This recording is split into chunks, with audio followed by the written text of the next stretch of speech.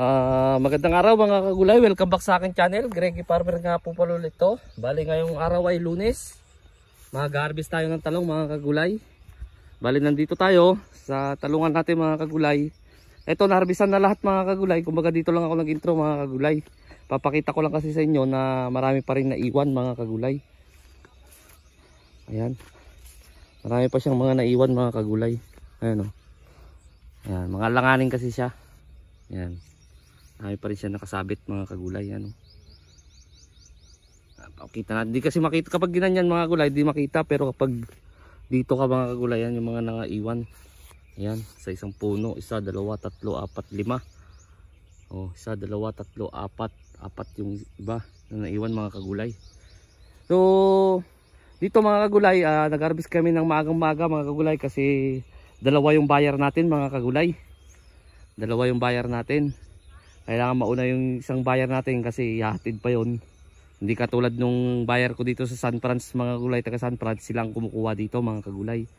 Eh yung buyer nating isa ay kumbaga silang kumukuha dito, ihatid lang doon sa may ano mga kagulay.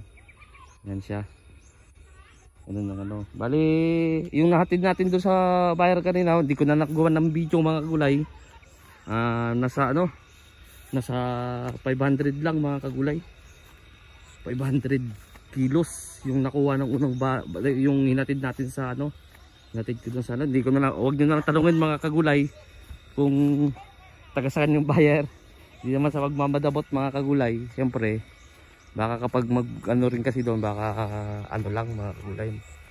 Ma-oversupply na naman doon sa isang buyer. Baka magiging mura na naman. Kaya pinaghati ko sila para doon din sa San Francisco hindi mag-oversupply para hindi rin ano, hindi rin bumaba yung presyo. Kasi kapag ano, kapag kasi nag-oversupply mga kagulay sa isang buyer, sigurado magmumura yung talong mga kagulay. Kaya dalawang buyer yung ano, ginagawa mga kagulay. So papakita natin yung natira. Ito natira mga nasa 500 to 600 pa to. Ayan. Natin. Ito yung class B natin mga kagulay. Bali napilian na lahat siya. Yan yung ating class B. Yan mga nasa 50 kilos din yung class B natin mga kagulay. Tapos ito yung class A natin. Ayan ang ating class A. Yan siya.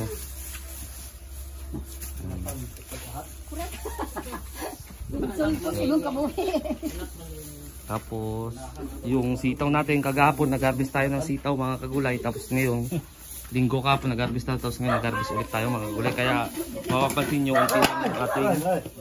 unti lang yung ating sitaw ngayon mga kagulay. Bali ito mga 5 to 6 siguro itong naiwan mga kagulay. 5 to 6. Adlaw pa maglabay din na. Sigon niya po. Yan, maganda pa rin yung ano, bali pang pila nga ganit pang-upat. Pang-upat na no. Pang-apat na harvest na to mga kagulay. Ha?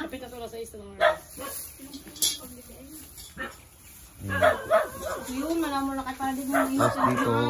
Ayan, meron din class B dito, mga pang siguro to. Mga 65 80. Mga ganyan mga kagulay to, unti lang naman to. Wala naman to 50 mga kagulay kasi magaan pa siya, gawa nga ng bagong harvest pa lang siya mga kagulay, kumbaga bagong puno pa lang mga kagulay. Yan siya. Bali ang harvest talaga dito mga kagulay Lunes, Biyernes. Bali Lunes ngayon, sa Biyernes bali 4 ang pagitan, tapos susunod naman niya 3 araw din ang pagitan mga kagulay. Bali siya.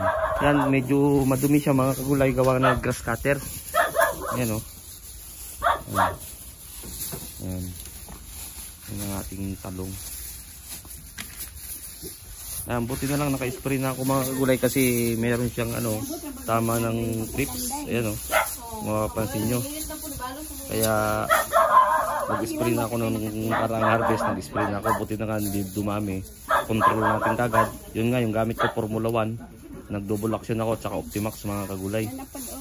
Ayan siya. Ayan siya.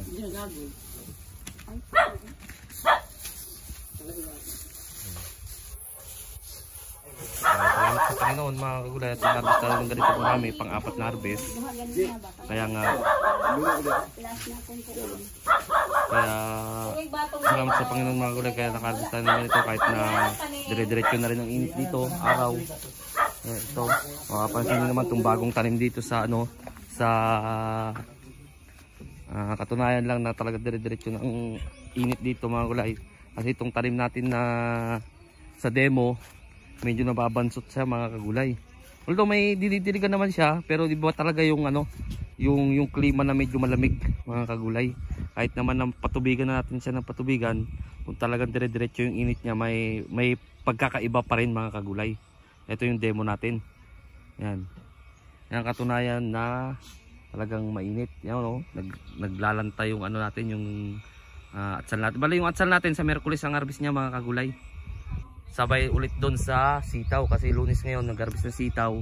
Bali sa Miyerkules harvest ulit siya every 2 days doon. Dito naman natin sasabay siya mga kagulay. Tapos Miyerkules, tapos Linggo isasabay ulit siya sa sitaw mga kagulay kasi Miyerkules, Biyernes harvest ulit ng sitaw, Linggo na naman ulit noon harvest ng sitaw, isasabay siya ulit dito mga kagulay sa sili natin. Kaya ngayon wala tayong atsal ngayon na na-harvest mga kagulay. Kumbaga yung sitaw lang at saka yung ating Calixto F1 na pang 4 harvest mga gulay. Mabot na sa mga 1,000 mahigit mga gulay kung 500 yung na deliver na nauna, kung yun ay mag 600, 1,1 na kagad mga kagulay. Sa class A pa lang yun.